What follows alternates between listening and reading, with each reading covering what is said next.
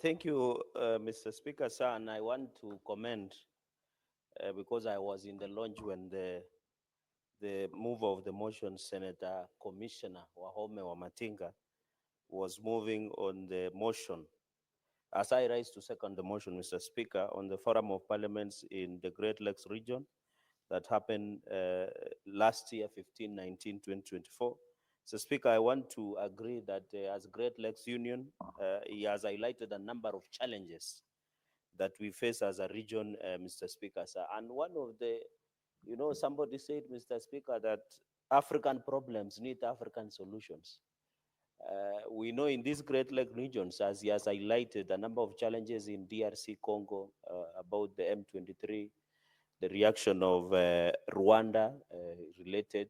So, Speaker, the issue, the crisis we are looking at South Sudan, where the former Prime Minister is leading mediation under the able appointment of the His Excellency President William Ruto between Riek Machar and the first Vice President. So, Speaker, that country is interesting. It has almost 6 vice presidents or 5 thereabout. I hope in Kenya we can have a number of vice presidents in future together per region, because I know there is a unique arrangement, power agreement and peace agreement in South Sudan that pushes. So the first vice president, Mr. Speaker, and there was a killing of a general that has triggered the crisis. And Mr. Speaker, you have to appreciate that Kenya becomes a victim or a collateral damage in the instability in this region, because Kenya hosts one of the biggest refugee camp, Kakuma, Mr. Speaker, in this region. So when there is instability in South Sudan, it affects this country because there is influx of refugees that come from that region. Not only South Sudan nowadays, Mr. Speaker, you see there is fighting in Sudan, the main Sudan, Mr. Speaker, between Rapid Support Forces, RSF, Mr. Speaker. We still have a bigger challenge that goes on in that region, Mr. Speaker. So it is still this region of Great Lakes, Mr. Speaker. We must have peace and security for development, for investment in this region, Mr. Speaker. And therefore, it goes without saying that we must relook at this region. Even what is happening in, Mr. Speaker, in DRC Congo, between the fighting that we are seeing, the rebel forces and the government are fighting. Mr. Speaker, we saw the meeting that happened in Qatar between President Tshisekedi and President Kagame, Mr. Speaker. But it looks like that process is a bit slow. We want this region to be stable, Mr. Speaker, especially Great Lakes region, because one, it's unique. We have a very unique climate. You can see the rainforest that straddles across the Central Africa Republic all the way into DRC Congo, Mr. Speaker. We also need to relook at the issue of minerals in the region.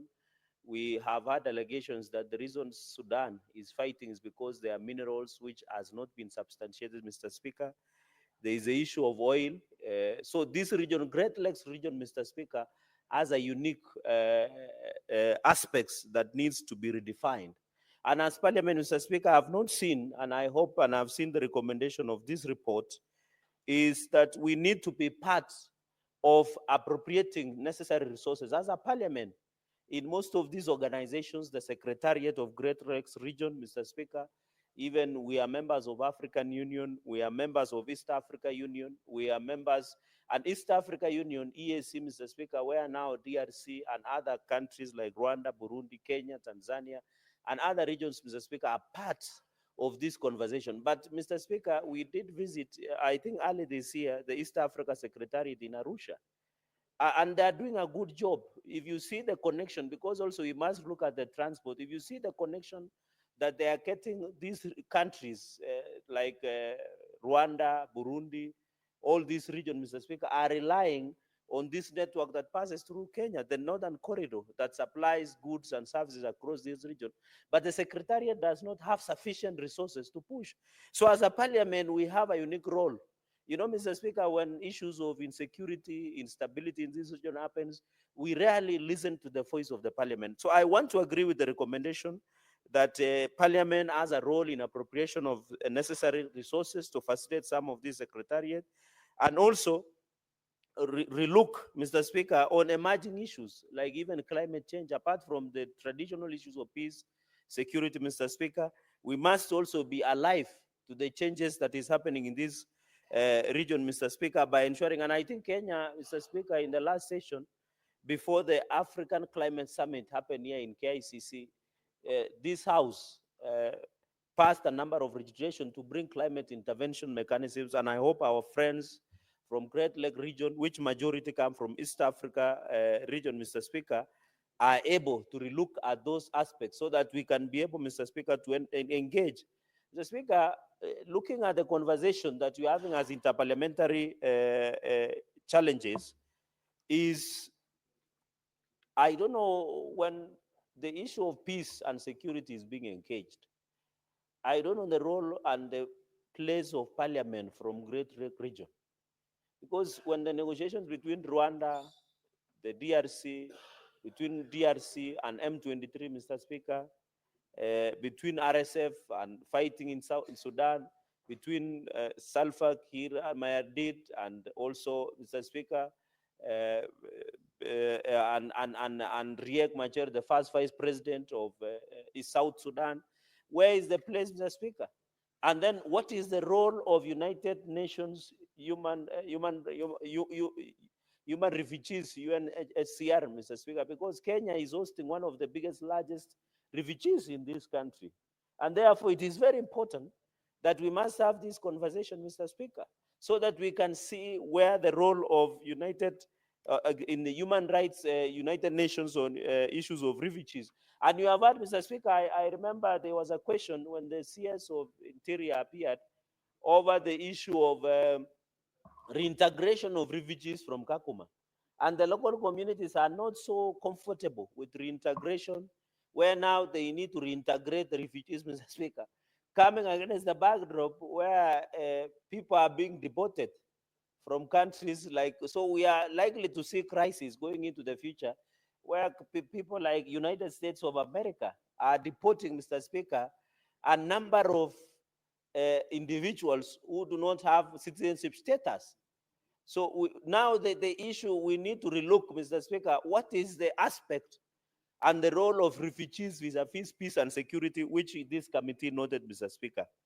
Mr. Speaker, this commitment, we have known sometimes it becomes a challenge to African initiative to solve security challenges in the Great Lake region and support efforts at promoting peace and stability in member states beset with conflict and instability. Mr. Speaker, the greatest source of security and instability in Great Lake region is most of these governments also. Sometimes us in leadership are a source of insecurity in these regions that we are discussing about. So the issue is, how do we promote peace and stability in this region? We must, Mr. Speaker, agree that the only way this region can become stable is to adhere to constitutional principles of rule of law, democracy, so that the reason there is fighting within Great Lake region, majority of them, Mr. Speaker, is because of access to power and resources.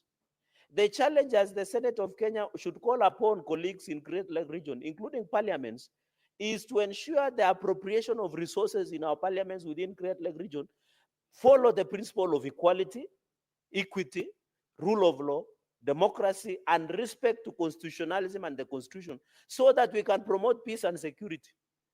In fact, when you go to Sudan, South Sudan, Rwanda, DRC, among other countries that are facing instability, the reason they are fighting is because of power. The reason they are fighting is because of resources. The reason they are fighting is because of negative ethnicity that we are discussing about this, Mr. Speaker. And that is why, Mr. Speaker, even from our own counties, because the Senate under Article 96 protect the interest of counties, if you can see the increment of negative ethnicity within our counties, Mr. Speaker, that is how we see the reflection in other countries that we see across the nation. So, Mr. Speaker, if we want to promote peace and stability, it is only for Parliament to stand with the people to push for rule of law, democracy, equitable and equality in terms of shareable of resources across the Great Lakes region, Mr. Speaker. Mr. Speaker, number 3, in peace and security, I hope these things can be achieved. Mr. Speaker, enact legislation to impact on climate change. I have made this comment, which are very good recommendation. I think Kenya, if I'm not wrong, Kenya should be one of the biggest countries, Mr. Speaker, that is pushing for the climate change laws. And therefore, I hope, Mr. Speaker, Kenya is the leader, not only in Africa, but also Great Lake Unions, because we hosted the African Climate Summit that has never been hosted in this region, Mr. Speaker. And we have enacted the laws that are related with climate challenges and climate issues that we face as a country, Mr. Speaker. And therefore, I want to allow, in fact, Mr. Speaker, the East Africa community, which is largely part of Great Lake region, should just reintegrate the climate laws that we have passed as a Parliament of the Republic of Kenya, Mr. Speaker. Mr. Speaker, natural resources, I think this is fine. Mr. Speaker, there is I don't know, the late Kambarage Mwalimu Julius Nyerere. Is it the national park between, is it Tanzania and Zambia? I'm told during Julius Kambarage Nyerere regime, he set aside that park. I don't know whether it's called Tangarire or something. There is a name that park is called, where no one has stepped with it. And that directional degree by the late Mwalimu Julius Kambarage Nyerere, the Speaker, and I don't know whether we will get presidents of such statures in future, where people protected the natural resources, Mr. Speaker. I'm just winding up, Mr. Speaker. I don't know why the senator of Narok wants to go, yet our business is to legislate and represent, Mr. Speaker. Mr. Speaker, the issue of natural resources is a very important issue that we must relook at it, Mr. Speaker. And I'm making a very pregnant point, Mr. Speaker. I remember in the last session, Senate, we never had peace in this house because Senator Ledama Olekina was complaining about Mao Forest. And I'm making one of the very critical importance on protecting natural resources. I remember he even took Jeff Koinange of Citizen TV to plant trees. I don't know, he needs to brief the house. How far are those trees in Mao region? We need to protect natural resources, Mr. Speaker, in these regions. Even the Masai Mara, I'm told it is being transferred to Narok County. Is it also Kajiado County? We need also those parks that are being transferred by the resources. The wildlife must be protected for future. Even protecting the corridors of movement of animals or wild animals across the region, Mr. Speaker. So, Mr. Speaker, so that I can allow my colleagues also to contribute, I want to commend the mover of the motion, Senator Waume Wamatinga, the Commissioner of Parliamentary Service Commission, that this is very important, that as a Great Lakes Union, as a parliament, as a Senate, we must provide direction in terms of legislation to ensure there is rule of law, democracy, political instability, peace and security. There can never be peace, Mr. Speaker. There can never be development without peace. There must be peace and security, Mr. Speaker, especially in this region. Mr. Speaker, I normally see the opponents of government pushing for narratives that want to undermine the peace and stability of this nation, even using our children, Mr. Speaker, to advance their own political selfish agenda. Article 53 is very clear. We should not exploit our children to push for our own narrative, Mr. Speaker. And that is why some individuals, even if you want to oppose government, call for political rallies where adults are and state your position. Don't use our children. We saw the story of Butere girls were echoes of war, Mr. Speaker.